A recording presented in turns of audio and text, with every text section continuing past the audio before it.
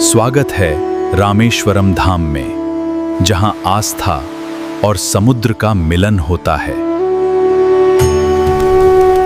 भजले राम नाम सुख धाम, भजले राम नाम सुख धाम, भजले राम नाम सुख धाम।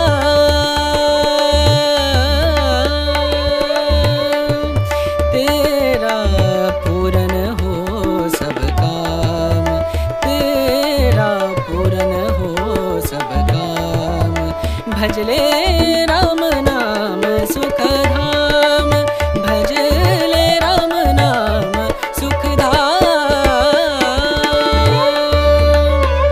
नमस्कार।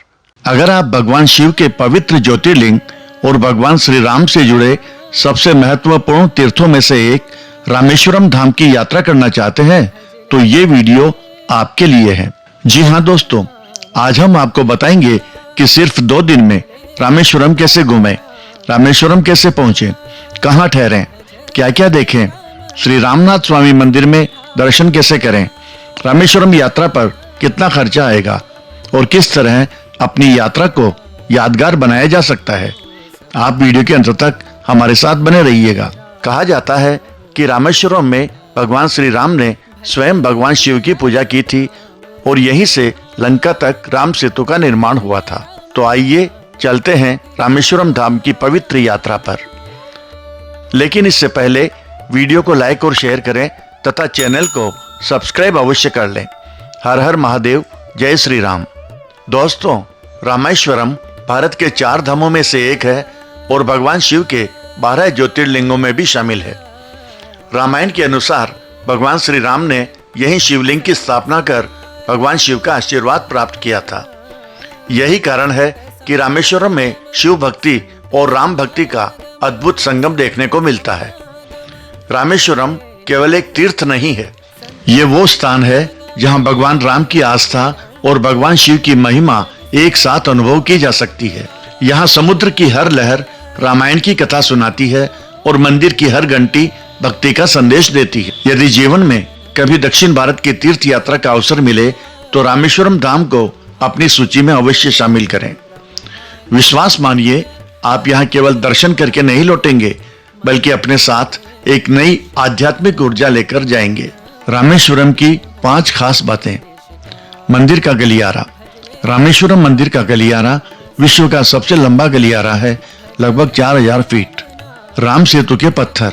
यहाँ कुछ मंदिरों में आज भी वो पत्थर देखे जा सकते हैं जो पानी पर तैरते हैं। 22 कुंड का ठंडा और मीठा जल।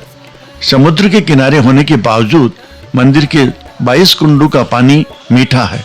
काशी से संबंध।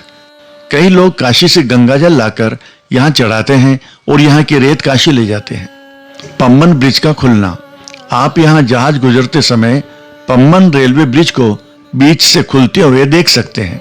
रामेश्वरम कैसे पहुंचे। हवाई मार्ग। निकटतम एयरपोर्ट मदुरई में है जो यहाँ से 170 किलोमीटर दूर है। मदुरई से टैक्सी या बस द्वारा रामेश्वरम पहुंचा जा सकता है। रेल मार्ग। रामेश्वरम रेलवे स्टेशन सीधे चेन्नई, मदुरई, कोयम्बटूर तथा देश के अन्य अनेक शहरों से जुड़ा हुआ है। सड़क मार्ग। रामेश्वरम के लिए तमिलनाडु राज्य परिवहन की नियमित बस सेवाएं तथा प्राइवेट बस सेवाएं उपलब्ध रहती है। रामेश्वरम में कहां ठहरें। यहाँ कई चैरिटेबल ट्रस्ट और धर्मशालाएं हैं, जैसे मारवाड़ी धर्मशाला, गुजरात भवन इत्यादि, जहां 500 से 1000 रुपए में कमरा मिल जाता है। लग्जरी से लेकर बजट होटल्स स्टेशन और मंदिर के आसपास उपलब्ध है। आप IRCTC के गेस्ट हाउस, तमिलनाडु टूरिज्म के होटल तमिलनाडु अथवा टेम्पल ट्रस्ट लॉज में भी रात्रि विश्राम कर सकते हैं। मंदिर के आसपास कई भोजनालय, रेस्टोरेंट है जहां 80 से लेकर 150 रुपए में शुद्ध दक्षिण भारतीय और उत्तर भारतीय शाकाहारी भोजन थाली उपलब्ध होती है। श्री रामनाथ स्वामी मंदिर में दर्शन विधि और 22 कुंड स्नान। रामेश्वरम मंदिर में दर्शन से पहले एक विशेष प्रक्रिया अपनाई जाती है। सबसे पहले समुद्र अग्नि तीर्थम में डुबकी लगाएं। यह मंदिर के ठीक सामने 500 मीटर से भी कम दूरी पर है। अग्नि तीर्थम में स्नान के बाद गीले कपड़ों में ही मंदिर पहुंच जाएं। मंदिर परिसर के अंदर 22 कुएं कुंड हैं। मान्यता है कि इनके पानी में औषधीय गुण होते हैं। आपको लाइन में लगकर हर कुंड के जल से स्नान करना होता है। टिकट 25 रुपए प्रति व्यक्ति। 22 कुंड में स्नान के बाद गीले कपड़े बदलकर ही मुख्य गर्भगृह में प्रवेश करें। दर्शन और आरती का समय। मंदिर सुबह 5 बजे खुलता है और रात 9 बजे बंद होता है।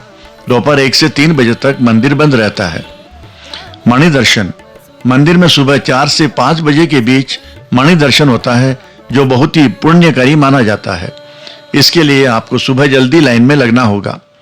मणि दर्शन के लिए आप 200 रुपए या 50 रुपए का शीघ्र प्रवेश टिकट भी ले सकते हैं। रामेश्वरम में स्थानीय परिवहन। रामेश्वरम में आप सिटी टूर के लिए ऑटो रिक्शा, टैक्सी या बसों का उपयोग कर सकते हैं। पूरे दिन के लिए ऑटो 600 से 800 रुपए में मिल जाता है। धनुषकोडी जैसे दूर के स्थानों के लिए आप शेयरिंग ऑटो या बस ले सकते हैं। 2 दिन में रामेश्वरम कैसे घूमें। डे 1। पहले दिन की शुरुआत करें अग्नि तीर्थम से। रामनाथ स्वामी मंदिर के सामने स्थित यह समुद्र तट अत्यंत पवित्र माना जाता है। हजारों श्रद्धालु यहाँ स्नान करके अपनी तीर्थ यात्रा प्रारंभ करते हैं। सुबह के समय समुद्र तट का वातावरण बहुत ही शांत और आध्यात्मिक होता है। स्नान के बाद सीधे जाएं रामनाथ स्वामी मंदिर। ये मंदिर अपनी विशालता और भव्य गलियारों के लिए विश्व प्रसिद्ध है। यहाँ पहुंचते ही दक्षिण भारतीय स्थापत्य कला की अद्भुत झलक देखने को मिलती है। मंदिर के भीतर स्थित 22 पवित्र कुंडों का स्नान रामेश्वरम यात्रा का महत्वपूर्ण हिस्सा माना जाता है। मान्यता है कि इन तीर्थों के जल से स्नान करने पर जीवन के अनेक दोष और पाप दूर होते हैं। श्रद्धालु बड़ी श्रद्धा के साथ इन कुंडों का जल ग्रहण करते हैं, स्नान करते हैं। अब भगवान श्री रामनाथ स्वामी ज्योतिर्लिंग के दर्शन करें। मंदिर का आध्यात्मिक वातावरण, मंत्रोच्चार और घंटियों की ध्वनि मन को भक्ति से भर देती है। ऐसा लगता है मानो भगवान राम और भगवान शिव दोनों का आशीर्वाद एक साथ प्राप्त हो रहा हो। दोपहर पंचमुखी हनुमान मंदिर। श्री रामनाथ स्वामी मंदिर में दर्शन के बाद पंचमुखी हनुमान मंदिर जाएं। यहाँ राम सेतु निर्माण से जुड़े कई धार्मिक प्रसंग बताए जाते हैं। मंदिर में श्रद्धालुओं की विशेष आस्था देखने को मिलती है। शाम को अग्नि तीर्थम पर समुद्र का आनंद लें और स्थानीय बाजार में खरीदारी करें। डे 2। दूसरे दिन की शुरुआत प्रसिद्ध पंबन ब्रिज से करें। समुद्र के ऊपर बना ये पुल भारत के सबसे खूबसूरत रेलवे और सड़क पुलों में गिना जाता है। यहाँ की फोटो और वीडियो आपकी यात्रा की यादों को और खास बना देंगी। धनुषकोडी। इसके बाद चलिए धनुषकोडी। इसे भारत का अंतिम छोर भी कहा जाता है। यहाँ बंगाल की खाड़ी और हिंद महासागर का अद्भुत संगम देखने को मिलता है। सन 1964 के भीषण चक्रवात में यह पूरा नगर नष्ट हो गया था। आज भी यहाँ के खंडहर उस इतिहास की कहानी सुनाते हैं। धनुषकोडी के निकट ही वह समुद्री क्षेत्र स्थित है जिसे राम सेतु से जोड़ा जाता है। मान्यता है कि भगवान श्री राम की वानर सेना ने यहीं से लंका तक पुल का निर्माण किया था। जब आप समुद्र की ओर देखते हैं तो ऐसा महसूस होता है जैसे रामायण का इतिहास आंखों के सामने जीवंत हो उठा हो। धनुषकोडी से वापस आते समय रास्ते में कोठंड राम स्वामी मंदिर भी जाएं। कहते हैं कि यही विभीषण ने भगवान राम की शरण ग्रहण की थी। समुद्र के बीच स्थित यह मंदिर अत्यंत सुंदर और शांत वातावरण प्रदान करता है। इसके बाद भारत के पूर्व राष्ट्रपति डॉक्टर एपीजे अब्दुल कलाम के स्मारक का भ्रमण करें। रामेश्वरम की यह यात्रा केवल धार्मिक ही नहीं बल्कि प्रेरणादायक भी बन जाती है। समय की उपलब्धता के अनुसार आप राम झरोखा, गंडमादन पर्वत जहां से पूरे द्वीप का नजारा दिखता है, तथा लक्ष्मण तीर्थ की भी विजिट कर सकते हैं। दूसरे दिन की शाम रामेश्वरम के समुद्र तट पर बिताएं। सूर्यास्त का दृश्य अत्यंत मनमोहक होता है। रामेश्वरम यात्रा का अनुमानित खर्च।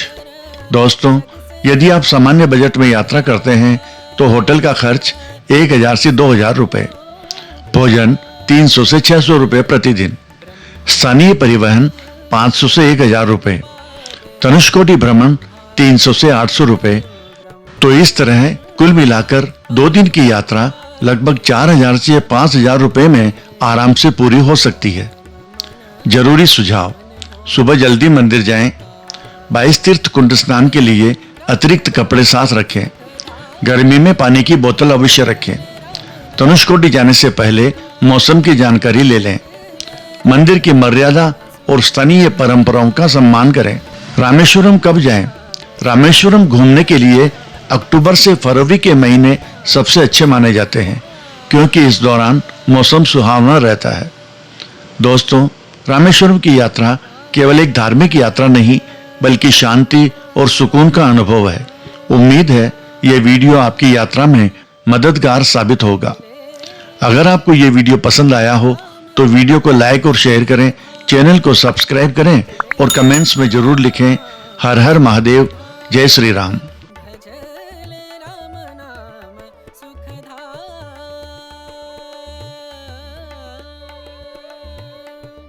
तेरा पूरन हो सब काम, तेरा पूरन हो सब काम। भजले